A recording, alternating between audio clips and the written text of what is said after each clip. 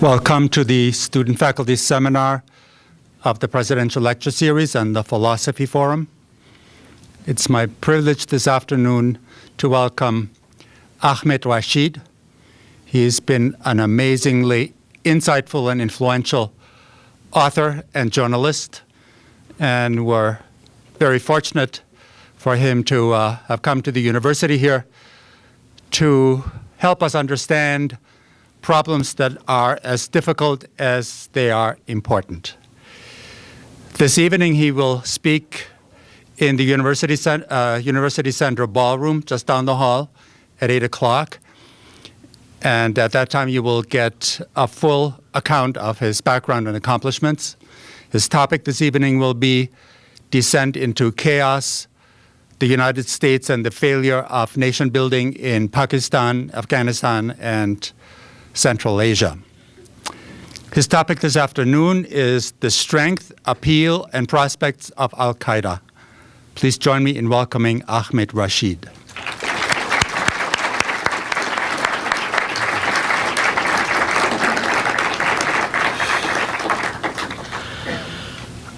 Well, thank you very much. Thank you, sir. It's been it's a great pleasure to be here, and I must say this is my favorite state in the whole of the United States, and it's certainly the most beautiful state.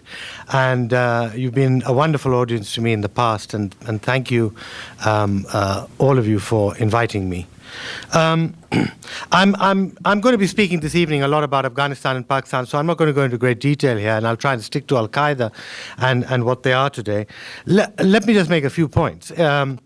If by November the 5th, bin Laden has outlasted President Bush in office, as it were, you can bet your bottom dollar that there's going to be a webcast immediately after the US elections declaring victory for Al-Qaeda.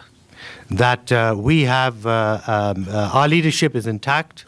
We have survived the onslaught of the Americans in Iraq, in Afghanistan, etc. And that perhaps gives you a level of how critically and how and why the U.S. military is so desperately at the moment throwing all it can into the Afghanistan-Pakistan border in order to try and hunt down bin Laden before November 4th. The other fear is, of course, that there could be an October surprise by Al-Qaeda, which would mean essentially a major attack on Americans in the next 4 weeks. That is quite possible. We have seen 2 weeks ago the bombing of the Marriott Hotel in Islamabad, in which 3 Americans were killed, 2 of them military officers. We have seen the bombing last week of the U.S. Embassy in Yemen, in which I think 8 people were killed, but no Americans. So 2 attacks have taken place, but there could be a major attack, if not in the United States, then it could take place in Europe. And the next 4 weeks, I think, are going to be very tense because of that. And most of the world is going to go on a red alert. Now, I mean, the real question is when the Al-Qaeda had been routed from Afghanistan, and I use the word routed carefully, I don't use the word defeated because they were never defeated. There were a lot of them were killed, a lot of them were routed. How did they make this comeback into Iraq? What is their shape and size now? How are they operating? Well, let me just first say that very little is known about how Al-Qaeda operates, but one thing is certain, that it has morphed or changed into many different types of organizations. To those who will tell you that Al-Qaeda is type organization A or B or C, I think are wrong. I think it's operating at many, many levels and many sophisticated levels. First of all, it is still a highly centralized organization.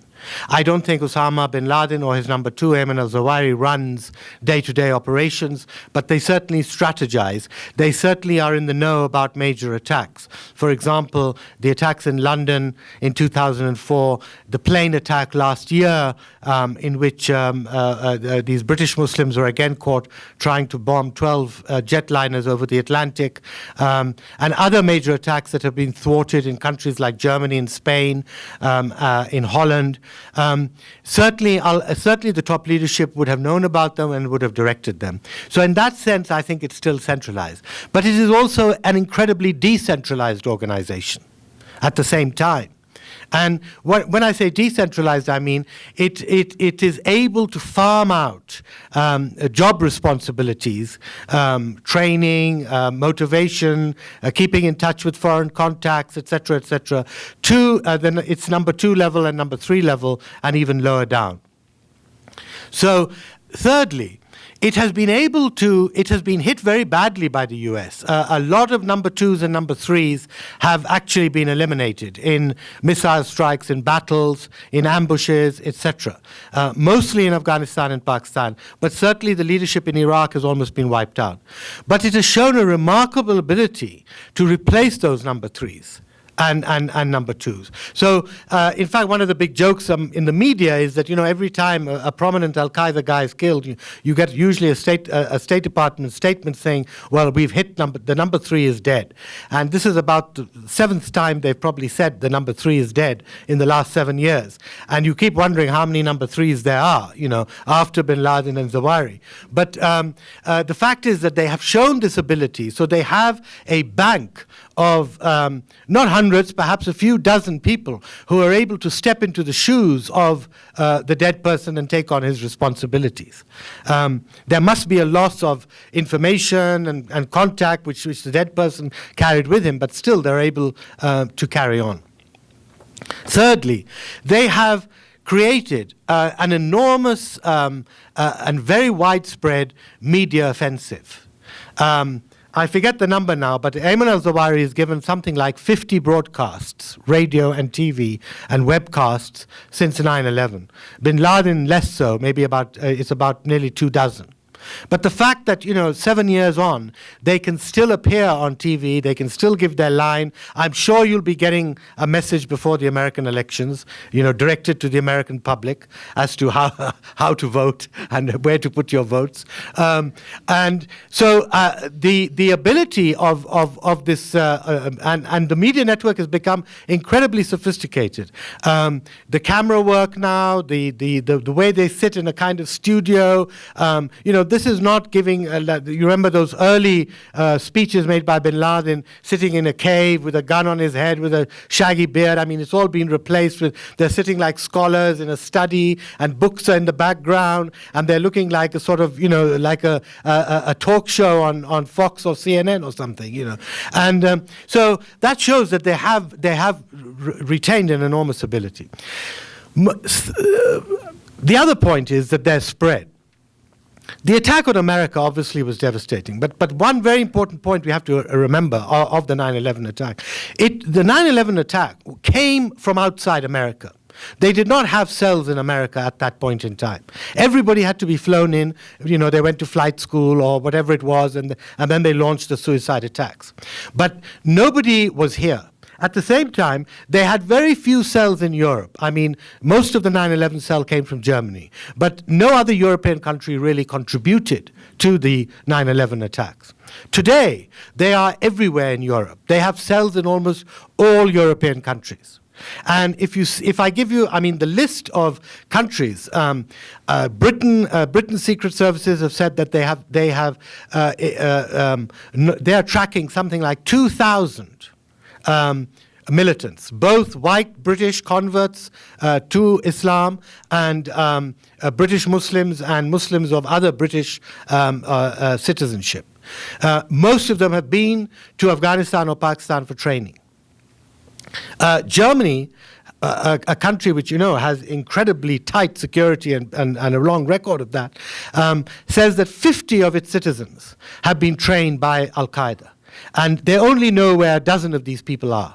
The rest, they don't know where they are. if they've come back to Germany, if they've gone to some third country, if they're still in Afghanistan, they don't know where they are. Spain, Holland, Denmark, even Sweden, the Scandinavian countries, all of them are now reporting that there are al-Qaeda cells in these countries, and that they, several of them, from 1 to 2 to a couple of dozen, have been to the Pakistan-Afghanistan border for training. Some of them have come back, some of them have stayed there fighting. So, first of all, we've seen this incredible spread of al-Qaeda in Europe. There is now an al-Qaeda in North Africa. It's called Al-Qaeda of North Africa. There have been some very heavy bombings in Algeria. And certainly al-Qaeda has spread right along the North African countries, Morocco, Tunisia, Libya, and in the Sahara, and south in the Sahara, Mauritania, and in the south as well. And in East Africa, we've seen al-Qaeda being operating in Somalia, in Kenya. Last week there was this kidnapping of 12 tourists in Sudan, which was probably an al-Qaeda group. So by and large, what we've seen is the spread of al-Qaeda. So not the containment of al-Qaeda, which is what had been promised us by our governments. I mean, your government, my government, the European governments, etc. So this is a cause for certain enormous concern. Now, what is the nature of these groups? Now, it would be false for me to say that all these groups are al-Qaeda groups. A lot of these groups, again, look at the flexibility of this organization. Many of these groups are copycat groups. Many of these groups emerged locally, say in London, and wanted to emulate bin Laden, wanted to emulate the 9/11 attacks, set up their groups, and perhaps down the road, a year down the road or 2 years down the road, they actually managed to make contact with al-Qaeda. Some don't even do that. The bombing in Spain in 2003. In fact, the Spanish have still not been able to prove the connection. About 12 Arabs were involved in that attack of the underground station. If you remember, about 160 people were killed in 3 trains. The Spanish have still not been able to link that group had any contact with al-Qaeda, the al-Qaeda leadership. So we have groups at various levels of contact and felicitation by al-Qaeda. Now, those groups who do have contact with al-Qaeda, they receive money, they receive direction, what targets to hit, when to hit. They receive a strategic direction, not a tactical direction as to how to do it or exactly how many men to have or whatever. They receive training in explosives and other kinds of things. So even all these groups, it becomes a very difficult intelligence and police operation, because you don't know exactly whether this group in Spain or Denmark or wherever is an al-Qaeda group, or is it a copycat group, or is it a group which is just 50% in touch, or less than 50% in touch. So right around the world, we have seen the spread of al-Qaeda. I think the only exception is probably the United States. Most people think that there is still no al-Qaeda cell in the United States. There have not been, and again, any future attack on the United States would probably be carried out by people coming in from outside rather than people living here itself. And that has probably been the main reason why you have not had an attack since 9/11. Although, of course, there have been a lot of attacks against American interests outside the United States. Now, let me just kind of briefly touch on Iraq, because I mean that was obviously is very important. I think the only success that the U.S. can point to is that I think al-Qaeda has been defeated in Iraq. Now, we need to go back a bit here and understand that Saddam Hussein ran a very tight regime. This was a regime that did not tolerate Islamism of any kind. It didn't tolerate any kind of dissent. And al-Qaeda had no cells in Iraq before 9/11. And although the Bush administration tried to prove that, in fact, Saddam was linked to al-Qaeda, and even tried to prove that Saddam was linked to the 9/11 bombings, these have all proved to be false. And in fact, threw U.S. intelligence into a lot of, it discredited U.S. intelligence when these claims were made by people like Vice President Cheney and Rumsfeld and others. So al-Qaeda was not in Iraq. Al-Qaeda emerged in Iraq. It it was an import. It was brought in by Jordanians, by Palestinians, by Syrians, who came in after or came in just before the invasion of Iraq. Basically, Al-Qaeda in Iraq started operating in Iraq about the end of 2002, just before the invasion in the spring of 2003. Now, the thing in Iraq was that, first of all, Al-Qaeda had no roots in Iraq. And let me, contrast this by saying that in Afghanistan, there were Arabs who are today linked to Al-Qaeda who were there in 1982. Osama comes in 83 or 84.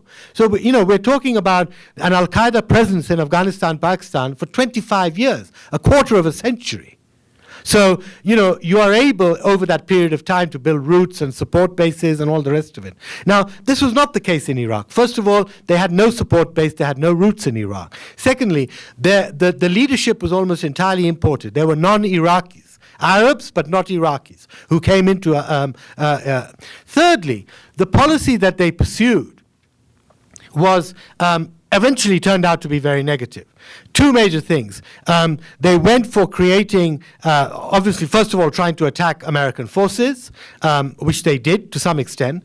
Secondly, trying to destabilize the regime in Iraq and the presence of US troops by these mass suicide bombings and killings of civilians. As you know, if you remember 2004, 2005, there was just this horrendous spate of killings almost every day. And that was a tactic to try and basically demoralize the people and the regime and the American forces. And the third tactic, which really backfired very badly, I think, was the attempt to stoke up Sunni-Shia tensions. As you know, Al-Qaeda is based on this Wahhabi philosophy out of Saudi Arabia, which is essentially very anti-Shia, and they they started killing a lot of Shias, and they tried, of course, Iraq is a majority Shia country. They did not want Iraq to have a Shia, an elected Shia government, which it would in any case, because, more than 50% of the population was Shias. The Sunnis were in a minority. And so in order to prevent that, they created this enormous sectarian unrest, which was not there in Iraq before, in all the decades of of the modern era. But that has backfired. What we've seen is that the Sunnis themselves, who first were sympathetic to this, because the Sunni minority were also very fearsome and worried about being ruled by a Shia majority. The Sunnis were sympathetic to this campaign, and then as they saw the bloodshed and mayhem, and then literally, towns were partitioned, areas in town, suburbs were partitioned, the Sunnis went one way, the Shias went another way, there was terrible dislocation, about 5 million Iraqis fled, they had to flee the country, etc., etc., and the Sunnis basically then eventually rallied around the government. And part of this, of course, was U.S. policy, which went out to the Sunnis and paid the money, armed them, and turned them into militias, which would help the U.S. Army fight Al-Qaeda. So as a result of this, Al-Qaeda has more or less been defeated in Iraq. Now, and I would still moot you that I think it is less to do with the tactics of General Petraeus or this general or that general, more to do with the history or the lack of history that Al-Qaeda had in Iraq in the first place.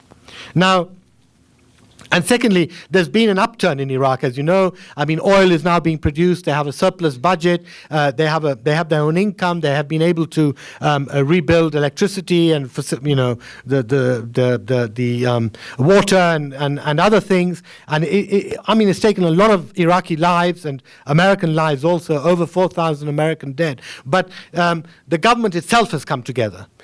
So. And what has happened to these Al-Qaeda? Well, a lot of them now have gone back to Afghanistan and Pakistan. And that's why we are seeing this huge intensification of the Taliban war in Afghanistan and now the war in Pakistan between the Pakistani Taliban and the state. Because these Al-Qaeda, these Arab Al-Qaeda, have gone back and have taught the Taliban all that they have learnt in Iraq. And they've learned, far more than anyone else, because they were new tactics of ambushes, IEDs, ground explosives, mine warfare, all these new, how to make suicide bombings more effective, etc., etc. They've taught these tactics to the Taliban, and the Taliban have hugely benefited from this. So today, I would say, as many in this administration now finally admit, and Barack Obama has certainly said it, that the center for Al-Qaeda is where it originated from, the Pakistan-Afghanistan border region. General Petraeus has said this, Obama has said this, and the last National Intelligence Estimate, which is the conclusion of 16 U.S. intelligence agencies about 6 months ago, they have come to this conclusion as well.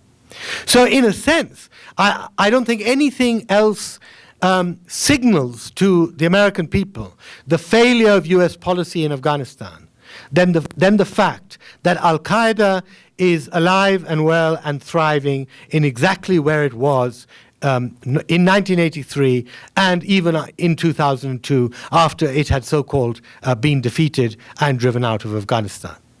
Now, what is Al-Qaeda's aims in this part of the world? Well, today, Al-Qaeda's aim is simply, I think, it's got several proxy forces in this region fighting for it and protecting it. It has the Afghan Taliban, it has the Pakistani Taliban, it has various extremist groups in Central Asia who I now call the Central Asian Taliban, simply because a lot of them are following the model of the Taliban, and they are fighting in Afghanistan, they're fighting in Pakistan, and then taking their battle experience back into Central Asia.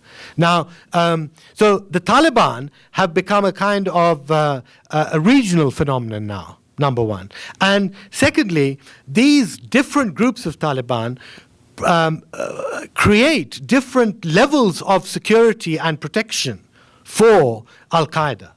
Now, if we go back to 2001, when the Al-Qaeda and the Taliban leadership fled into Pakistan, and I'll be dealing with, in Pakistan, military and intelligence services basically gave them sanctuary, and I'll go into that later this evening as to why they gave them sanctuary and all the rest of it. But essentially, the Taliban leadership got sanctuary there, and along with the Taliban leadership was the Arab leadership of Al-Qaeda. Many of the Arabs fled to the Middle East. They fled back home to the Gulf states or to East Africa. Some then went to Iraq later on. But a core group stayed on in Pakistan, on the Pakistan-Afghanistan border. And then you get this mobilization by Al-Qaeda of Pakistani tribesmen with whom they were living. And these Pakistani tribesmen, at that time, many of them had fought with the Taliban in Afghanistan, but they were not radicalized, they were not Al-Qaeda. But these Pakistani tribesmen, over a period of years, become radicalized, they become rich, they start forming their own militias, and then they start developing their own agenda, which is to conquer Pakistan, literally, to Talibanize Pakistan. Now, this is exactly what Al-Qaeda wants. Al-Qaeda wants several layers of protection. The Afghan Taliban can provide them that protection inside parts of Afghanistan. But their home base is in Pakistan now, and the Pakistani Pashtun tribesmen, who are now protecting them, are enlarging this territory. So we are back now to the Al-Qaeda actually wanting territorial control over a large chunk of Pakistan and Afghanistan, where they can set up a new Islamic state, perhaps, much like they controlled Afghanistan before 9/11, using their local proxies, the Afghan Taliban and the Pakistani Taliban, to set up a state in which they can magnify their training and their contacts and their ability to bring in foreigners from outside, from all over the world, and establish Al-Qaeda as a brand in almost every country in the world. So I think, this is the key problem that we face today, that Al-Qaeda has expanded. It has very effective proxies who are working for it in this region. Yes, it has had a setback in Iraq, but that has not affected their core areas where their leadership is still intact. And the survival of their leadership remains very important, symbolically, inspirationally, as a symbol of resistance to the Americans, as a symbol of resistance to all this Western effort to try and capture and kill them. And we now have a situation where, of course, the government of Afghanistan is in a very bad way. It's highly enfeebled. The Taliban are almost at the gates of Kabul. And you have a situation in Pakistan. I mean, yesterday we had 4 suicide bombings in Pakistan alone. It's a very tense situation there. So Al-Qaeda, I think, is on a roll, basically. And it's in some way, it's perhaps more dangerous. I mean, on the other side of the spectrum, it's more dangerous than it was in 9/11. On the other side of the spectrum, you have massive security in the West and passport control and all the rest of it. But on the other side of the spectrum, you do have an Al-Qaeda that has been, in the last 7 years, has been able to establish itself in places which it could only dream of before. And so I think we are still faced with this threat, and it remains probably the most important foreign policy issue. I think what was very interesting in the debate the other night was obviously the financial crisis was number one, but the moment they got to foreign policy, they started talking about Afghanistan and Pakistan and Al-Qaeda. And each, both McCain and Obama, I mean, each was trying to look tougher than the other, that, I'll go get Osama. And I'll chase him here and I'll chase him there. And each was trying to convince the public that, we will get him. Well, it's been 7 years, and President Bush has tried very hard and has not been able to succeed. Now, that really has been a result of some very bad policy decisions taken in Afghanistan and taken in Pakistan over the last 7 years. And it has also been because of the diversion of Iraq. But nevertheless, we are now faced with the prospect that Al-Qaeda thrives, and that it could, if not attack America, it could certainly attack U.S. interests anywhere in the world. So I'll end there, and I think I'll let you ask questions. Thank you.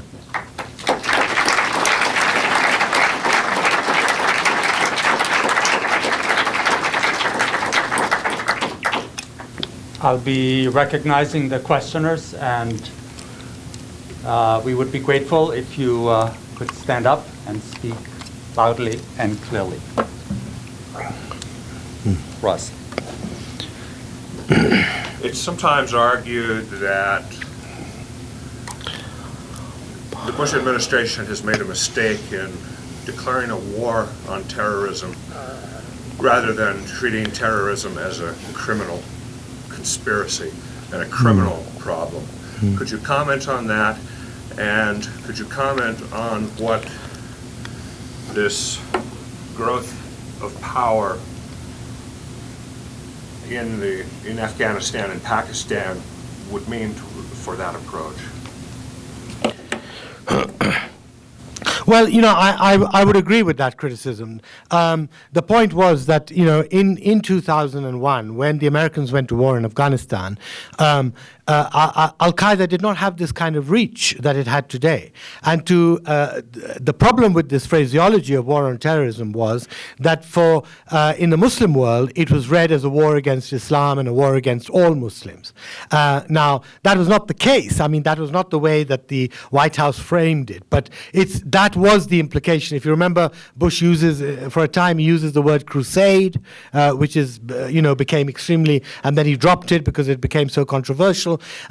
What the war on terror did was that it created an instant sympathy for Al-Qaeda and an instant antipathy towards the United States. Here is the United States is going to war with all Muslims. Now, and the real failure was, and of course there was a reason for this, because the neoconservatives wanted to label the war in Iraq, which was now upcoming, also as a part of the war on terrorism.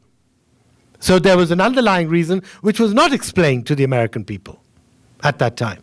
And as you know, by the time 2002, 2003, I mean, Saddam is linked to Al-Qaeda and, all sorts of things, which was never the case. So I think it was a huge mistake. It was, and if you look at the situation today, what I'm saying is that essentially there is a war that is to be fought in Afghanistan and Pakistan against these extremists. But, this is not a global war. This is a war in a defined area. Now, you can call it what you like, but I think you should define it as it is. For the rest of it, hunting down Al-Qaeda is not a war. It is a police operation. It's an intelligence operation. I mean, you don't have special forces going after Al-Qaeda in Germany or Spain or Britain or something like that. You have, intelligence operatives, you've got police, etc., etc. That's the way it has to be fought. How have you kept Al-Qaeda out of the United States? By having, very tight passport controls, having, taking all sorts of measures, etc., some of which have been, I think, probably very excessive. Because, they have also altered the U.S. Constitution to a point. But nevertheless, you have taken some very tough, harsh civil methods of containing this threat. So I think this labeling of the war on terror was wrong, and it has created a very, very negative backlash amongst the very people who should be helping you uncover Al-Qaeda. And this legacy really remains with us. It will remain with us like the axis of evil. I mean, the Iranians are going to find it still very difficult to forget the axis of evil. That they are part of an axis of evil. I mean, to dub a whole country, you can dub, you can talk about the regime, you can talk about the leader, being whatever, but you don't dub a whole country and 80 million people as part of an axis of evil, as though they're all, born from the devil or something. So I think, these linguistic or, political statements are going to be with us for a very long time. Steve? Thanks for your interesting talk. You mentioned earlier that Al-Qaeda is both a centralized and decentralized organization. You also mentioned that they're becoming more sophisticated in their use of the media, as well as you mentioned the word very specifically brand, that there's an Al-Qaeda brand. So I'm interested if you can talk about those things in relationship to its financial structure. Where does the money come from? How do they use it? And how do they distribute it around the organization? Well, again, I think, we know very little about this, and I think the intelligence services know very little about this either, But very briefly, I think there's some obvious sources of income.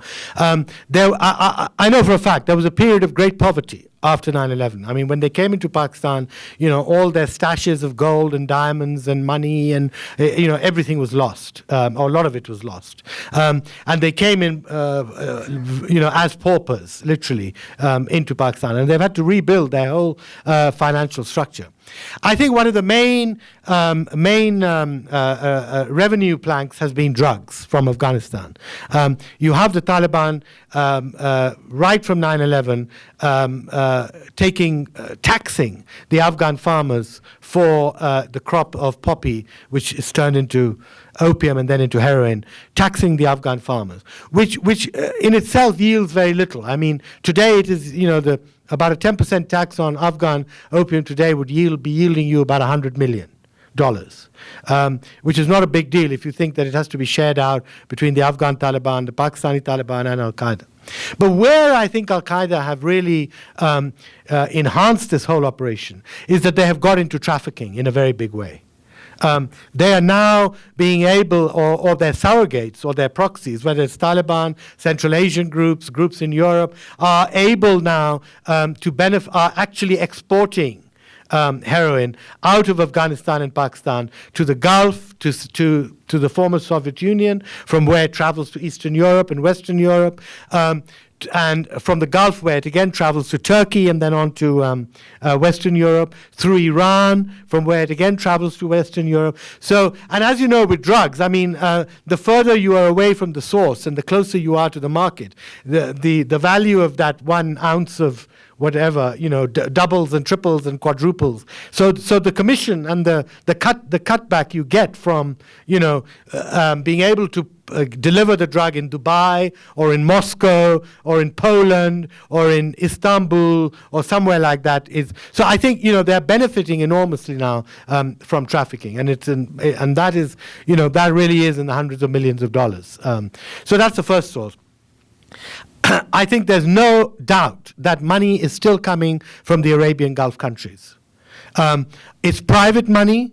There's still a lot of sheikhs and very rich businessmen and even perhaps members of the royal families in the Gulf states and Saudi Arabia who still have sympathy and some kind of loyalty to bin Laden and to Al-Qaeda. And so there are a lot of donations still coming in. And they're coming in into Pakistan. Some of it is actually coming in through the banking system. And some of it is coming in through the hundi system, which I don't know if you know is this sort of briefcase system, where you give the money in Saudi Arabia to an illegal banker, a hundi banker it's called, and he then telegraphs his buddy in Pakistan and said, I've received $1 million, I've got it here, and can you give the guy there a briefcase of $1 million? So the money does not actually physically move. It's all a question of trust, and at the end of the year they tally their books and they level out. So I think there's the hundi system, there are donations, and thirdly there's now a huge spate of criminality in Afghanistan and in Pakistan, kidnapped for ransom. For example, I give you one figure from Kabul. 30 top businessmen were kidnapped in Kabul in the first 6 months of this year for an average ransom of between $3 to $10 million. So no, you're talking what, $200 million through kidnapping and ransom? That's a lot of money.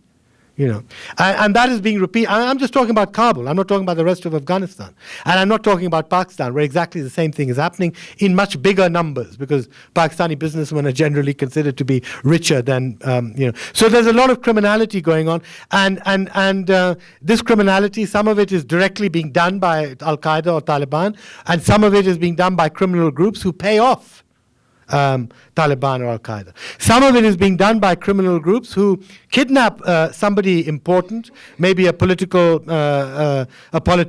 or a member of parliament or an important cleric who's been opposing Al-Qaeda, and they will ransom him to Al-Qaeda.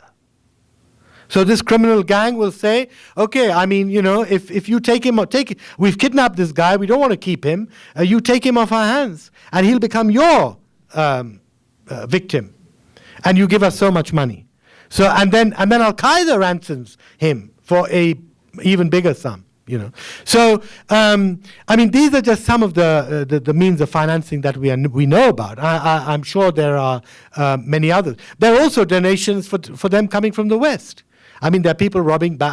In Spain, we know that. Banks were being robbed in Spain, and a lot of the money was being fed back to Al-Qaeda. So some of the criminality in the West also is feeding this.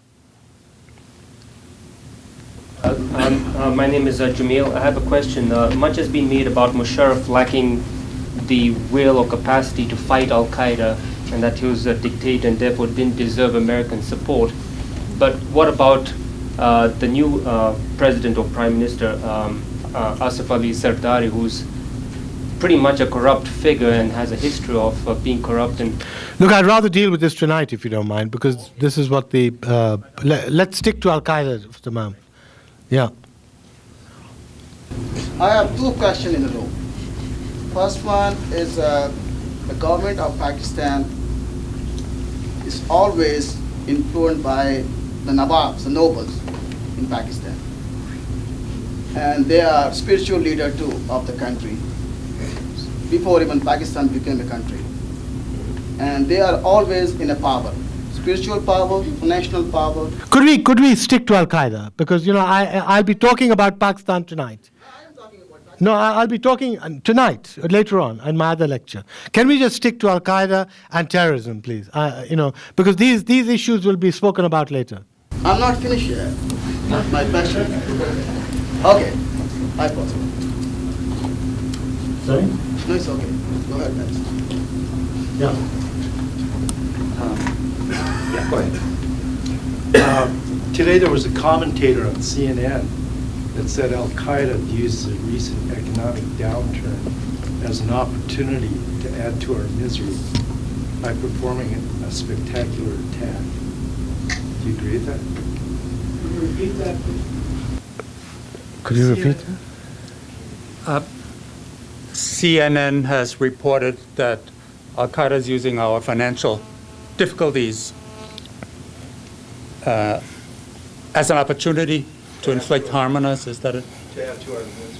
Yeah, to add to our misery. Well, I mean, who knows? But certainly, I mean, I'm sure Al-Qaeda would love to take advantage of this crisis, just as I'm sure they would love to take advantage of the American elections in 4 weeks' time. We don't know what they're going to do, but this is only going to be an even bigger boost, I think, to their efforts to really try and mount some major attack somewhere. I mean, if you remember, the attack on the Twin Towers was directly aimed at the American economy. They wanted to crash the American economy, and for them, that was the symbol of the American economy. They didn't succeed then. Would they try and attack a big economic target in America or in Europe, for example? It's quite possible. And of course, but I think if they are planning something, I mean, they take a very long time to plan their operations. They can't put an operation into, go in a few days or a few weeks. If they have been planning something, they have been planning something for the American elections. And so whether now we will see that as affecting the financial crisis or how we see that, but certainly I think there will be more attacks in the next 4 weeks around the world on American targets. Wow. As is well known, Senator Obama has implied that intelligent U.S. policy could defeat Al-Qaeda. So I'd like to ask you if you agree with that, if it's possible to actually succeed, if it's a matter of intelligent policy, and if so, give some kind of contours of what that might look like. Because as you said earlier, if we treat Al-Qaeda as a sophisticated criminal organization, sometimes it's possible to defeat criminal organizations and sometimes it's not. So is this an intractable problem, or could it succeed? No, I don't think it's an intractable problem. I don't think just by capturing or killing Osama and 2 or 3 top heads, you're going to knock out Al-Qaeda. But you will certainly reduce their ability to operate. I think the key period where the U.S. really lost out was this period just after the war in Afghanistan, end of 2001, and around up to about 2004. And that period, the U.S. was totally off focus and went off to Iraq, which was either preparing for Iraq, it moved out all its intelligence, it moved out its special forces, it moved out its satellites, everything was being geared up for the war in Iraq. And at that time, if you remember, there was no Taliban insurgency. These people were living on the Pakistan-Afghanistan border, or there were insufficient American troops on the ground, there were insufficient special forces. And not only that, at that point in time, the Afghan people, 90% of the Afghan people had welcomed their liberation from the Taliban, because not because they wanted occupation, but because they felt that the Americans will come and rebuild our lives. And that was the point when you could have gleaned the very best of intelligence, and you could have won hearts and minds and all that. And that was really the golden moment to have gone after Al-Qaeda in an intelligent fashion. And it may well, if you had been able to do that, and if you'd stayed focused on that for 2 or 3 years, and been able to build up a body of intelligence. I was on the border. I was on the border throughout that period, both on the Afghan side and on the Pakistani side. And it was absolutely striking that when these American forces were pulled out, in the spring and summer of 2002. These were special forces that were specially trained for the Muslim world. Some of them spoke Arabic, some of them spoke Russian, some of them were learning Afghan languages. They were all pulled out, and they were replaced by special forces who were trained for Latin America and spoke Spanish. And for 3 years, you had guys speaking Spanish on the Afghan border. And I went there, I said, what the hell is going on here? Are you guys crazy? And, and these poor guys were having to grapple with Pashto and Farsi they first, forget the language. They had no cultural understanding of where they were. After all, the other special forces are very hugely trained and cultured, and they read history and they read the etc. So that was the period when you had Spanish-speaking special forces on the border of Afghanistan. Now that was and then when we went back in 2004, you saw that by then the population were very nervous. The population was not willing to in 2004, by the way, American forces went back in a big way to the border. And they tried to re-establish the contacts that their guys had in 2002. And of course, they realized that, this gap of 2 years, they'd lost everything. The public was not the same public. The people, different people had come in. The people were now more nervous because the Taliban insurgency had started. Nobody was willing to befriend the Americans the way that they had befriended the Americans in 2002.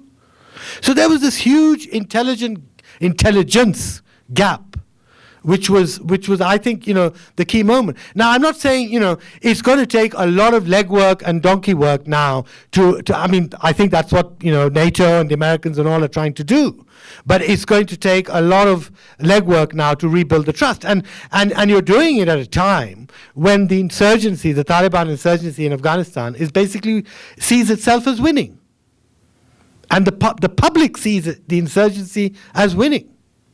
And so this is not a great moment. Yeah, right. This kind of actually works as a follow-up question to that one. And I was wondering if you could talk about, or if you have anything to say about how things like Abu Ghraib and the things that happened in Guantanamo Bay, and just generally the fact that the United States is fighting a war on the ground in the Middle East and Central Asia, how public opinion has been affected throughout this entire situation, and what needs to be done, what isn't being done, something along those lines. Well, I think it has been hugely negative.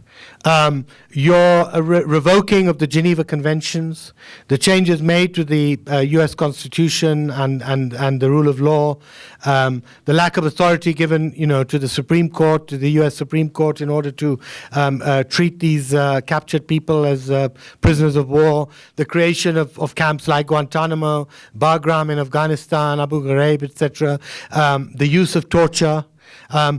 Obviously, I think all this has been hugely damaging to, I wouldn't say just Muslim public morale, I would say global. The global image of America has taken a huge hit. And, I really feel it's going to take a generation to rectify this. It's not going to be one term of a new president or 2 terms of a new president. It's going to really take a generation. I mean, even if tomorrow the new president comes in, as both have said, that and they close down Guantanamo, I mean, the wounds that will have to be healed around the world. I mean, the Europeans have also fought terrorism. They're fighting terrorism today. But no country in Europe, apart from Britain, has actually altered the constitution the way you have. Nobody. And today they are probably facing a more direct and bigger terrorist threat than you are. And they have all the passport control and the borders and this and that, and they have all the paraphernalia that you have. But they have not hindered civil liberties at all the way that the U.S. government has. Now, it's going to be very interesting, with the new president coming in. I mean, is he going to turn this around as far as your civil liberties and all the rest of it is concerned? I think these are very vital questions for the American public and for this whole question of this American policies of wanting to promote and support democracy around the world. If you read my new book, Descent into Chaos, I've got a chapter on this. But the chapter, and I deal to some extent with why Bush did what he did, and with this whole issue of prisoners of war and the status of the U.S. Constitution. But my main focus is what it did to allies of the U.S. Countries like the military regime in Pakistan, the regime in Uzbekistan, the regimes in the Arab world, who were all allied to the Americans after 9/11. They all said, great, if the Americans are doing this, we can do this too. No questions asked. Now, I'm talking about regimes that were basically authoritarian or dictatorial. And, and I go through we had at one point last year, we had 1,000 disappeared people in Pakistan, right? And a handful of them were probably Al-Qaeda. The rest were all political opponents of President Musharraf. And 400 of these people have still not been traced. We don't know where they are. The intelligence services refuse to give them up to the courts. The intelligence services pass the buck from one service to the other service, or and they keep holding hearings in the court, and, we still have 400 disappeared. So, the regime said, well, if the U.S. is rendering prisoners, if they're making prisoners disappear, and they're passing them off to other countries to look after and torture and do other things, we can do exactly the same. Now, how on earth are you going to promote democracy in countries like Afghanistan and Pakistan when the intelligence services and the regimes of these countries are able to take such enormous liberties with their own people? So it's been a huge hit, unfortunately. And you will eventually rectify it because, you have a political system that is self-rectifying. You will have opposition, you will have judges voting against these laws, you'll have, the new president taking certain steps. Unfortunately, we countries like ours, or countries like Uzbekistan, or countries like Pakistan, don't have those facilities. It's going to take a generation or two before we can actually go back to the rule of law that we had before 9/11. So it's been a terrible blow, I think. And here I'm talking about the allies of America. I'm not talking about, if you like, the enemies of America. I'm not talking about what's happening in North Korea or Iran or, countries which are not friendly with America. So this was the example that, unfortunately, 9/11 set. And, of course, Al-Qaeda has benefited from this enormously. And one thing, the Americans have released quite a large number of Afghans and Pakistanis over the years, from Guantanamo in particular. And almost all of them, to a man, have gone back and joined either Al-Qaeda or the Taliban. And many of them were genuinely, genuinely say this, were genuinely not Taliban or Al-Qaeda before they went into Guantanamo. So obviously the experience there has done something to them. Yeah, right. Before 9/11, it was unusual to find the words Taliban and Al-Qaeda in the same sentence. Could you stand up? Where are you? Okay. Shall I begin again? No. The words Al-Qaeda and Taliban rarely were in the same paragraph or even article before 9/11. It seems that in the past 8 years, we have merged those two phrases. They're certainly been steadily linked in your talk today. Can you distinguish between the two, or is distinction sensible these days? Well, no, if you got that impression, I certainly didn't mean to give that impression. The Taliban are a very distinct organization.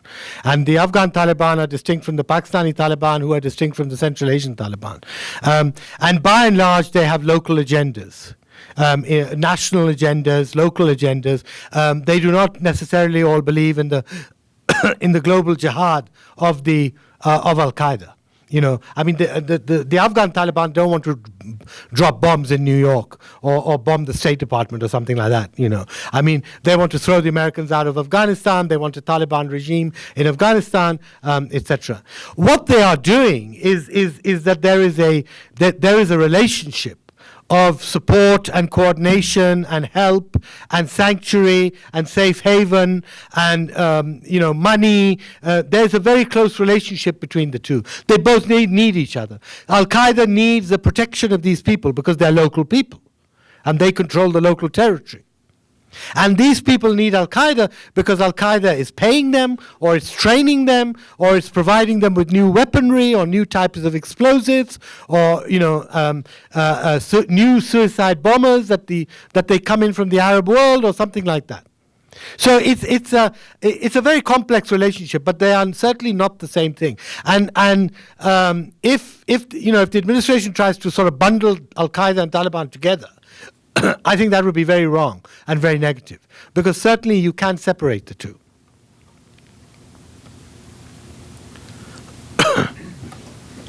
Robert Baer, the former CIA chief of station in the Middle East, and whatever you think of the CIA, a man widely regarded as having some considerable expertise. He's convinced that bin Laden is dead. What is the evidence that he is either dead or alive? I mean, if I knew the answer to that, I'd be a very rich man. I certainly, I have no idea. But I mean, my gut feeling, and I followed these guys for the last 30 years, and in Afghanistan, I mean, my gut feeling is if Osama had died, there would have been, this news would have come out. It would not have been kept silent. It would have been. The news would have leaked out. There would have been some information somewhere, and don't forget, dead is a blow. But dead again. He's a martyr. I mean, you recreate a new symbol of this martyr. He did give a radio interview about 6 months ago, which was the last thing that he's given. Everybody said that it was his voice and it was him, and the voice was a bit shaky and all the rest of it, but it was him. There have been reports that he's been very ill and that he's on dialysis and he's got kidney trouble. But I mean, I have no idea. But I'm convinced in my mind that he is alive and that he's being kept safe somewhere. David. Yeah, in 2001, if I remember correctly, bin Laden claimed that there were a number of reasons that he'd actually invaded the United States. He indicated that he had concerns with the policy with respect to Israel and Palestine. He was concerned about the regime of sanctions against Iraq. He said that it caused all sorts of deaths. He had also, and most of all, had stressed the fact that there were foreign troops on the soil of the Gulf states. Firstly, do you accept those as the actual reasons that he engaged in these policies? Or do you believe it was part of some larger religious problematic, the return of the caliphate? But secondly, if it is the case that those were the justifications as an initial matter, if it has happened now that there's been this splintering of Al-Qaeda, even with nominally this leadership still intact, what is the agenda now? Or has it really devolved into criminality such that we can't make any sense of any sort of coherent political agenda on the part of Al-Qaeda as such? Well, that's a very interesting question. I've always believed that his great support for the Palestinian cause vis-a-vis Israel, his whole plea for the Arab world, etc. This has always been extremely hollow, because he's never had roots in the Arab world. He's had cells of sympathizers and donors, people who give him money, people who give him support. And there was a brief interlude in a few years ago where Al-Qaeda in Saudi Arabia certainly did try to launch a major terrorist campaign, but were crushed very quickly. Saudi Arabia, perhaps he does have some roots, because he used a lot of Saudis in the 9/11 attack. But as far as the bigger, the bigger Middle Eastern problems, the Palestinian issue, in Iraq, he fails in Iraq. He fails to set any seed and the Palestinians have no Al-Qaeda, Palestinian Al-Qaeda.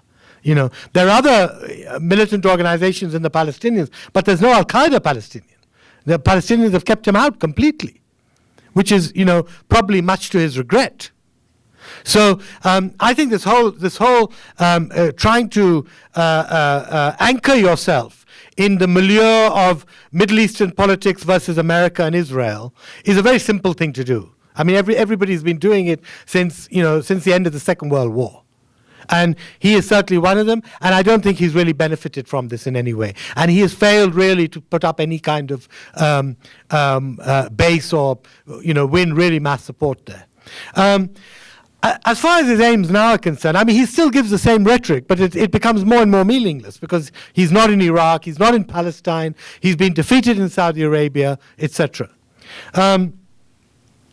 I think his aim simply now is a aim that he would like to consolidate a base area in the Pakistan-Afghanistan border region, using these local proxies that he has, and enhancing this relationship. With the Afghan Taliban and the Pakistani Taliban. It's very telling, for example, in almost every statement, he continues to call Mullah Omar, the leader of the Afghan Taliban, he calls Mullah Omar Amir al-Mu'mineen, the leader of the faithful. This is a religious title that is given to someone who is fighting jihad. Now, when he called, meaning that I am your servant, you are my leader and I am your soldier. Now, a man of his stature, I mean, why does he call Mullah Omar, who's illiterate, one-eyed, etc.? I mean, has a local agenda, does not necessarily have an agenda of global jihad, etc. Now, why? Because the Afghan Taliban, whatever they may be, they confer a certain kind of legitimacy on the presence of Al-Qaeda in this region. Because you see, I mean, if you're an Afghan Taliban, you can justify, I'm fighting foreign forces, I'm fighting for the liberation of my country, I'm fighting this irreligious regime of President Hamid Karzai. I want true Islam to be reestablished without all these American troops inside my country. So the Afghan Taliban fight in the context of Islamic extremism has a legitimacy. And bin Laden and Al-Qaeda are desperate to maintain that legitimacy upon themselves. As are, by the way, the Pakistani Taliban. The Pakistani Taliban leadership also give leadership to Mullah Omar and call him exactly the same thing. Because they don't have a cause. I mean, Pakistan is not occupied by foreign troops. Pakistan is a Muslim country. Pakistan does not need to be re-Islamized. There's no reason for the Pakistani Taliban to be even operating in Pakistan. But they justified this by the fact that, Mullah Omar is our leader. He is waging, this whole area is littered with American troops. We have to throw out the American troops, etc. So I think, that's, why. So I think his short-term aim is to be able to establish a safe base area. In this region where he can live, he can survive, he can operate, and he can train and do everything, and then expand into Central Asia, try again in the Middle East, and expand into other places.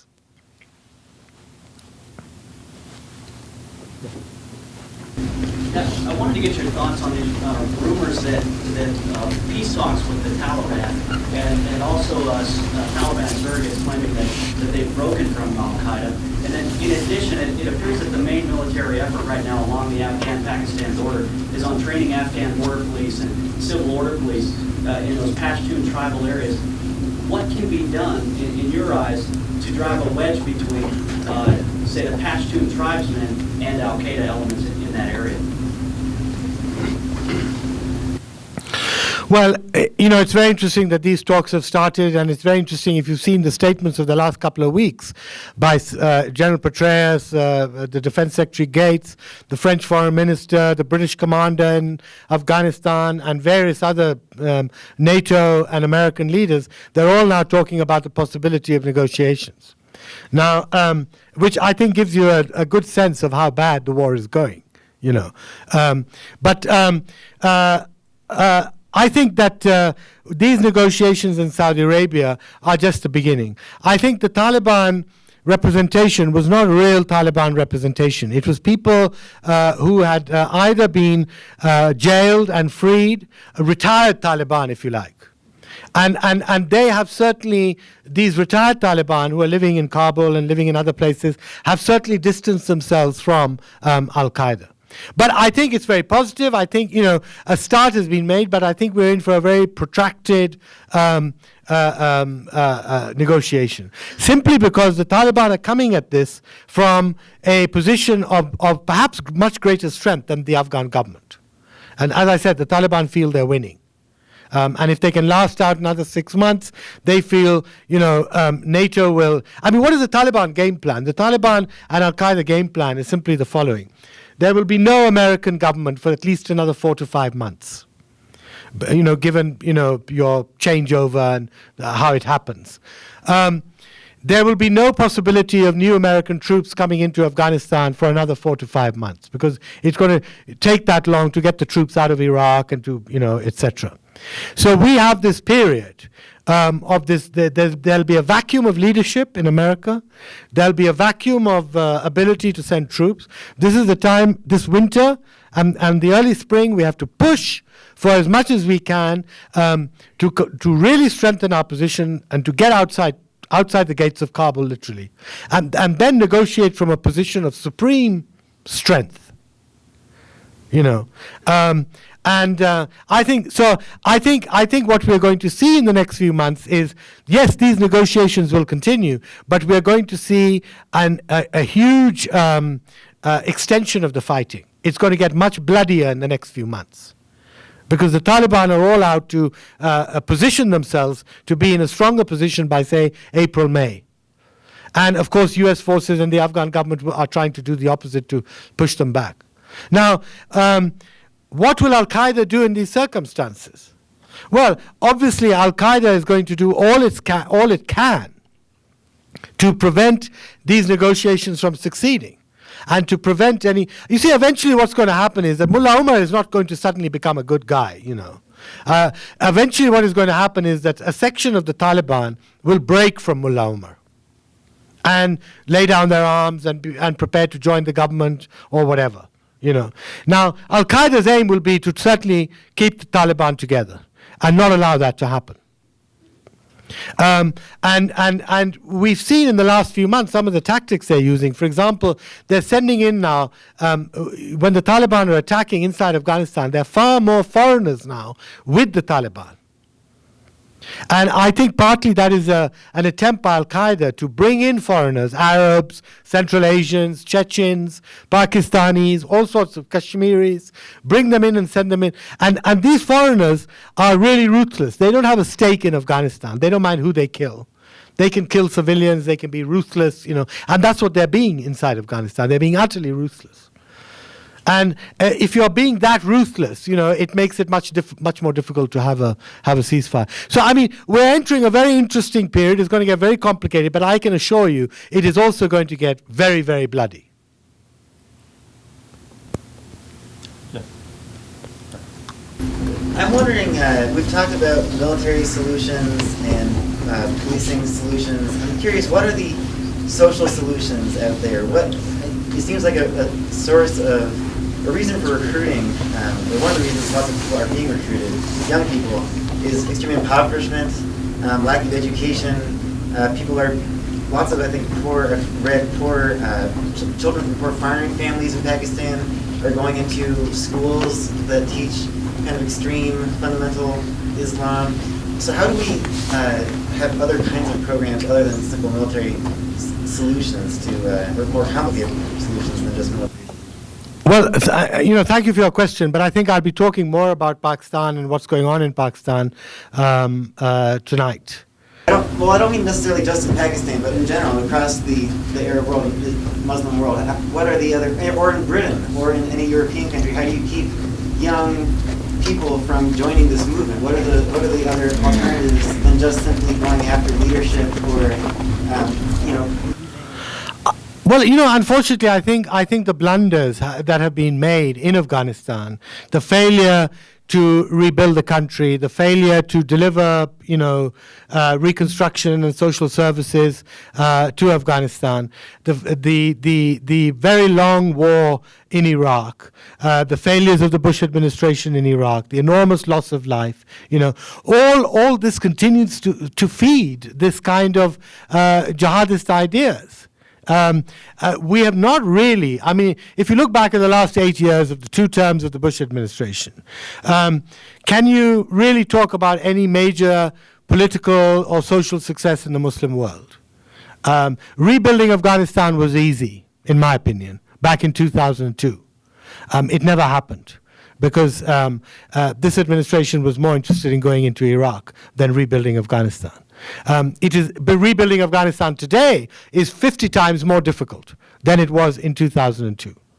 It'll cost 10 times more money, 10 times more manpower, and much more difficult. So we're not. So that's the first reason I think. Has been this sort of litany of failures, really, by this administration. I think the other thing has been really the failures of the regimes. In the Muslim world, particularly those who are allied to the Americans.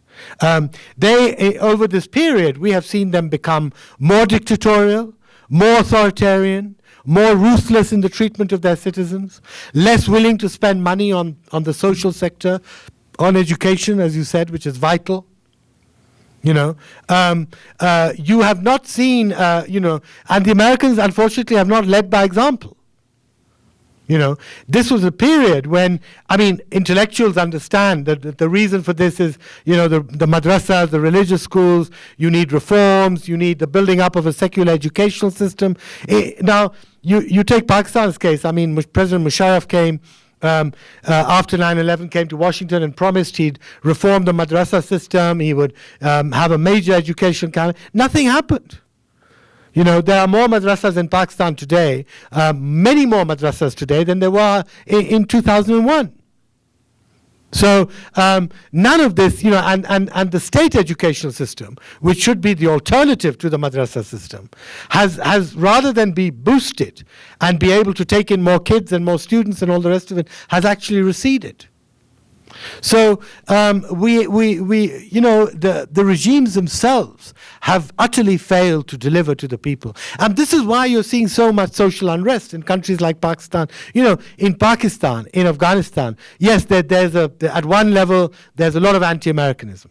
But that anti-Americanism is vague. It's not quantified in a direct way. What is absolutely direct and very, very, targeted is the anti-regime feeling. The feeling that, the regimes have received all this money because of the war on terror, and what have they done with it? They've just squandered it. They haven't delivered to the people. So I think, until we get this combination right, until we get the combination of the West leading by example and by policies that are actually productive and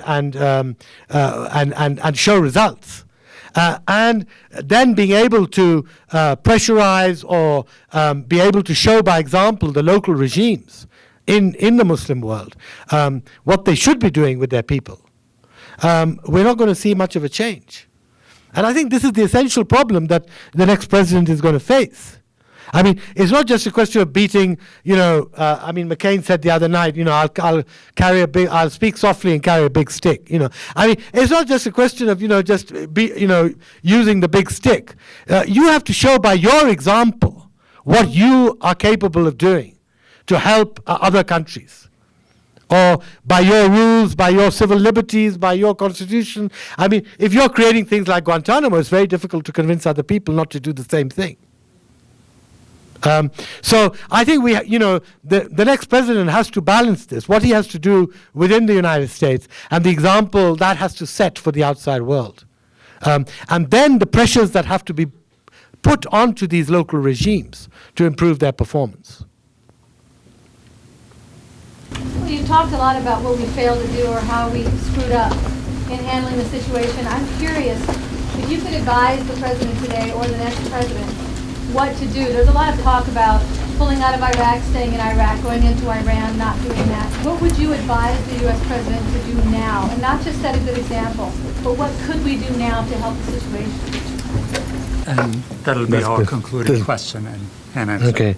Well, thank you. I mean, I'm going to be asking, I'm going to be answering your question tonight. I mean, I have a kind of solution, which I'll be talking about tonight, which has to be a completely different approach, both by the U.S. and by the Europeans, and it has to be a regional approach rather than it has to be an approach towards the whole region that I'm talking about, which includes Iran, India, Pakistan, Afghanistan, and Central Asia.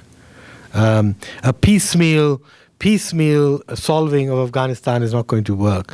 Piecemeal trying to tackle Pakistan is not going to work, because all these countries are interlocked into a whole series of their own local disputes, tensions, border problems, etc., which remain unresolved after 8 years. And that is what is driving the instability in the region. It's not just the Taliban and Al-Qaeda. Thank you, Ahmed. Thank you very much.